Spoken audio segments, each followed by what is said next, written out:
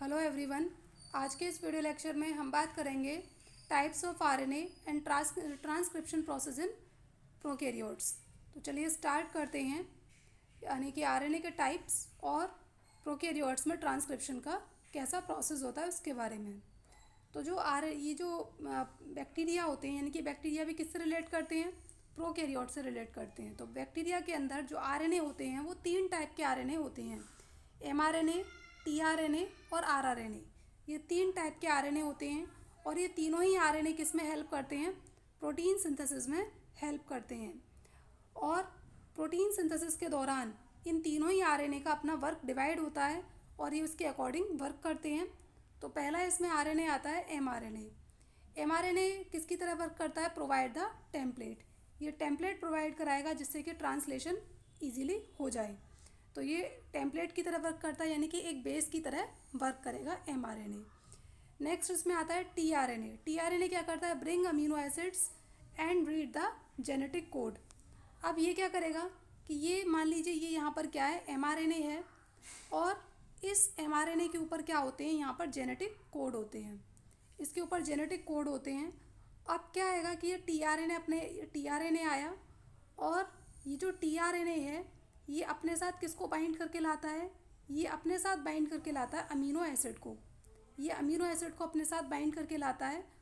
तो एक तो पहला वर्क करता है ये कि अमीनो एसिड्स को अपने साथ लेकर आएगा, और दूसरा यहाँ पर क्या करेगा कि ये जो यहाँ पर जो जेनेटिक कोड हैं उन जेनेटिक कोड को रीड करेगा, जिससे कि क्या कर देगा, ये उस पर्टिकुलर प्रोटीन को बना देगा। जो भी यहाँ पर कोड लिखा है उस कोड को देखकर ये यहाँ पर उस पर्टिकुलर प्रोटीन को बना देगा। तो ये इसका वर्क है। नेक्स्ट इसमें जो नेक्स्ट आरएनए आता है वो है आरआरएनए। आरआरएनए का वर्क क्या होता है कि ये जो आरआरएनए है ये वही वो साइट प्रोवाइड कराता है जहाँ पर प्रोटीन सिंथेसिस होनी है। ये आरआरएनए जो है वो प्रोटीन सिंथेसिस के लिए साइट प्रोवाइड कराता है, साथ ही साथ play structural and catalytic role during translation, यानी कि ट्रांसलेशन के दौरान स्ट्रक्चरल और कैटालिटिक रोल भी प्ले करता है और साइट प्रोवाइड कराता है जहाँ पर प्रोटीन सिंथेसिस होती है। ठीक है। अब नेक्स्ट यहाँ पर आता है single DNA dependent RNA polymerase. तो एक एंजाइम है जिसका नाम है डीएनए डिपेंडेंट आरएनए पॉलीमरेज। तो ये जो डीएनए डिपेंडेंट आरएनए पॉलीमरेज है ये क्या करता है कि ये बाइंड कर जाता है किसके, ये यहाँ पर जो डीएनए का थ्रेड है उसके साथ बाइंड करेगा और क्या बनाएगा, यहाँ पर आरएनए बना देगा। ठीक है। ये यहाँ पर आरएनए बना देगा और ये पहले इससे यहाँ पर बाइंड कर जाएगा और इस तरीके से आरएनए बना देगा। तो ऊपर वाला जो टेम्पलेट होगा उसका जो पोलैरिटी होगी 5 प्राइम टू 3 प्राइम होगी। इसकी पोलैरिटी 3 प्राइम टू 5 प्राइम होगी, क्योंकि हमें पता है कि जो आरएनए पॉलीमरेज है वो किस पोलैरिटी में वर्क करता है? वो 5 प्राइम टू 3 प्राइम पोलैरिटी में वर्क करता है। और जब ये इस तरीके से बाइंड होगा तभी ये आरएनए को बना पाएगा। तो ये यहाँ पर जो नीचे वाला है ये तो होगा एज अ टेम्पलेट स्ट्रैंड, और ये ऊपर वाला क्या होगा? आरएनए का जो दूसरा थ्रेड है, डीएनए का जो दूसरा थ्रेड है, ऊपर वाला जो थ्रेड है वो एक कोडिंग स्ट्रैंड की तरह वर्क करेगा। और इस तरीके से यहाँ पर आकर ये जो आरएनए पॉलीमरेज है ये बाइंड कर जाएगा और तब जाकर ये क्या करेगा कि ये आरएनए को बना पाएगा। ठीक है। अब यहाँ पर क्या हो रहा है? यहाँ पर लिखा हुआ है single DNA dependent RNA polymerase. तो इसका यहाँ पर क्या मतलब है? Single DNA dependent RNA polymerase कि यहाँ पर इसका मतलब ये है कि अकेला जो आरएनए पॉलीमरेज है, अकेला आरएनए पॉलीमरेज क्या कर रहा है? इस पूरे के पूरे ट्रांसक्रिप्शन प्रोसेस को कर रहा है। इसमें किसी दूसरे एंजाइम की हेल्प नहीं हो रही है, सिर्फ अकेला ये आरएनए पॉलीमरेज जो है वही सफिशिएंट है इस पूरे के पूरे प्रोसेस को कराने में। क्योंकि जो ट्रांसक्रिप्शन प्रोसेस है उस ट्रांसक्रिप्शन प्रोसेस में आती हैं 3 यूनिट्स। कैसे? पहली तो यूनिट होती है इसमें इनिशिएशन, दूसरी होती है इसमें इलोंगेशन और तीसरी यूनिट इसकी होती है टर्मिनेशन। ये तीनों यूनिट मिलकर किसे बना देती है? पूरा का पूरा क्या होता है? ये ट्रांसक्रिप्शन प्रोसेस होता है। तो इसमें केवल अकेला आरएनए पॉलीमरेज ही वर्क करता है और इन तीनों यूनिट्स को कंप्लीट करेगा। अब अकेला कैसे कर पाएगा ये? तो इसके लिए सबसे पहले यहाँ पर ये जो है पहले होगा, इसमें सबसे पहले क्या होता है इसमें आरएनए पॉलीमरेज। अब इलोंगेशन के लिए तो इसको किसी भी टाइप की स्पेशल टाइप की किसी भी फैक्टर की नीड नहीं होती है। जब इलोंगेशन कराना होता है तो इसको आरएनए पॉलीमरेज अकेला ही सफिशिएंट होता है, इसको किसी भी स्पेशल टाइप की जो फैक्टर हैं उनकी नीड नहीं होती है। तो एलोंगेशन में अकेला ही सफिशिएंट है। लेकिन जब इसको इनिशिएट कराना होता है प्रोसेस और जब इसको टर्मिनेट कराना होता है, इनिशिएशन और टर्मिनेशन के दौरान इस आरएनए पॉलीमरेज को कुछ मतलब फैक्टर्स की नीड होती है। वो जो फैक्टर इसके साथ ऐड होंगे तो ये जो आरएनए पॉलीमरेज है इसके अंदर कुछ स्पेसिफिसिटी आ जाती है, और उस स्पेसिफिसिटी की वजह से ये जो है ट्रांसक्रिप्शन प्रोसेस को स्टार्ट करा पाता है। और जब ट्रांसक्रिप्शन प्रोसेस में दूसरी यूनिट क्या होती है इसकी, इलोंगेट कराने की, तो इलोंगेट करा पाएगा तब इसको किसी भी टाइप के फैक्टर की नीड नहीं होती है। तब अकेला आरएनए पॉलीमरेज जो है वो क्या कराएगा, इस ट्रांसक्रिप्शन प्रोसेस को इलोंगेट करा देगा।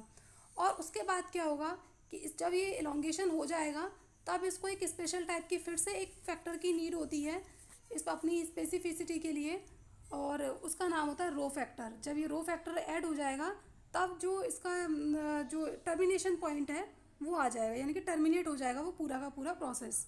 ठीक है, तो अब क्या होगा यहाँ पर, ये जो आरएनए है, ये जो आरएनए पॉलीमरेज है, ये इस तरीके से उस डीएनए का जो डीएनए की जो टेम्पलेट है जिसका जो है 3 प्राइम टू 5 प्राइम, उस टेम्पलेट से, और ऊपर जी ये जो डीएनए है दूसरा जो कोडिंग स्ट्रैंड है 5 प्राइम टू 3 प्राइम, उस कोडिंग स्ट्रैंड से इस तरीके से यहाँ पर ये बाइंड हो जाएगा।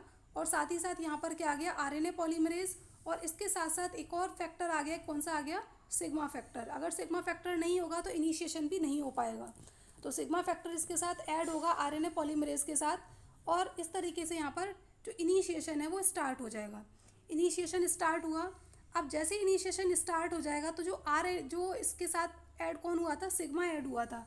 अब वो जो सिग्मा है वो फॉलोअप हो जाएगा, यानी कि जो सिग्मा है वो रिमूव हो जाएगा, फॉलोअप नहीं रिमूव हो जाएगा, सिग्मा यहाँ से रिमूव हो जाएगा।